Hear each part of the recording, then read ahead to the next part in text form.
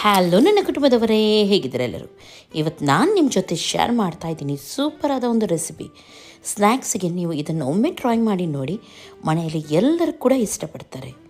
Okay, ಫಸ್ಟಿಗೆ ಇದಕ್ಕೆ ಬೇಕಾಗಿರೋ ಮಸಾಲ, ಒಂದು ಪಾತ್ರೆ ತಗೊಂಡು ಫ್ರೈಂಗ್ ಪ್ಯಾನ್ ತೊಗೊಂಡಿದ್ದೀನಿ.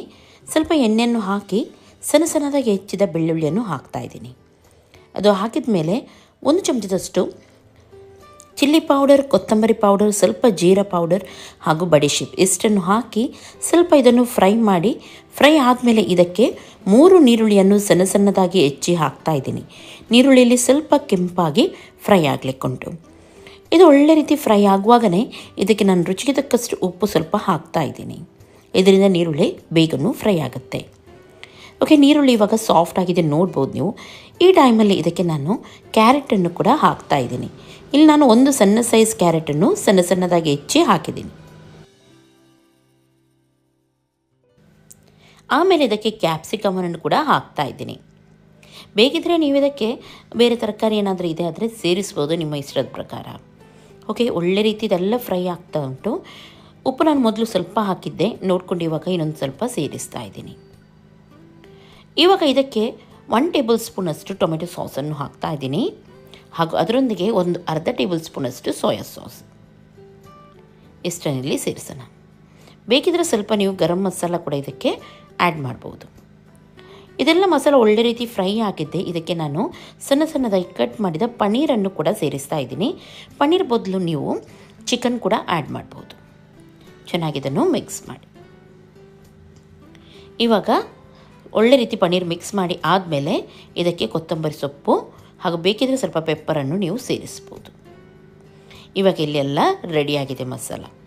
ಇವಾಗ ಒಂದು ಪಾವು ತೊಗೊಂಡಿದ್ದೀನಿ. ಈ ರೀತಿ ಮಧ್ಯದಲ್ಲಿ ಇದನ್ನು ಕಟ್ ಮಾಡಿದ್ದೀನಿ. ಇದಕ್ಕೆ ಸ್ವಲ್ಪ ನಾನು ಬಟರನ್ನು ಹಾಕ್ತಾಯಿದ್ದೀನಿ ಕೆಳಗಡೆಯಿಂದ. ಆಮೇಲೆ ಇದಕ್ಕೆ ನಾವು ರೆಡಿ ಮಾಡಿದ ಮಸಾಲ ಉಂಟು ನೋಡಿ, ಅದನ್ನು ಹಾಕೋಣ. ಆಮೇಲೆ ಇದಕ್ಕೆ ಚೀಸನ್ನು ನಾನಿಲ್ಲಿ ಹಾಕ್ತಾಯಿದ್ದೀನಿ.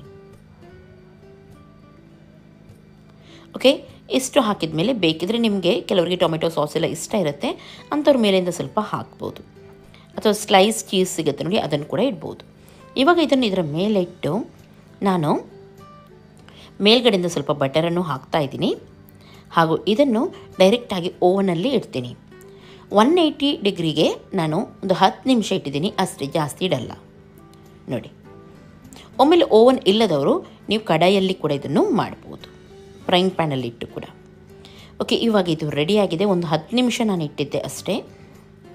ಯಾಕೆಂದರೆ ಚೀಸೆಲ್ಲ ಒಳ್ಳೆ ರೀತಿ ಮೆಲ್ಟ್ ಆಗಲಿ, ಒಳಗಡೆ ಸಾಫ್ಟಾಗಿ ಹೊರಗಡೆ ಕ್ರಿಸ್ಪಿಯಾಗಿ ಬರಲಿ ಅಂತ ಹೇಳಿ. ಇವಾಗ ನೋಡಿ ಇದನ್ನು ತೆಗಿತಾ ಇದ್ದೀನಿ ನಾನು.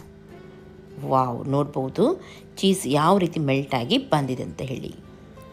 ಸೂಪರ್ ಆಗುತ್ತೆ ಟೇಸ್ಟಲ್ಲಿ. ಒಮ್ಮೆ ನೀವು ಟ್ರೈ ಮಾಡಿ ನೋಡಿ.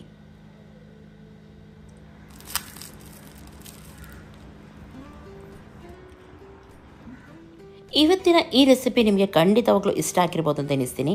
ಟ್ರೈ ಮಾಡಿ ಹೇಳಿ ಯಾವ ರೀತಿ ಆಗಿತ್ತು ಅಂತ ಹೇಳಿ. ಓಕೆ, ಲೈಕ್ ಮಾಡಿ, ಶೇರ್ ಮಾಡಿ, ಸಬ್ಸ್ಕ್ರೈಬ್ ಮಾಡಿ. ಇನ್ನು ನಾಳೆ ಸಿಗ್ತೀನಿ ಒಳ್ಳೆ ರೆಸಿಪಿಯೊಂದಿಗೆ. ಅಷ್ಟರವರೆಗೂ ನಿಮಗೆಲ್ಲರಿಗೂ ಟೇಕ್ ಕೇರ್. ಬಾಯ್ ಬಾಯ್.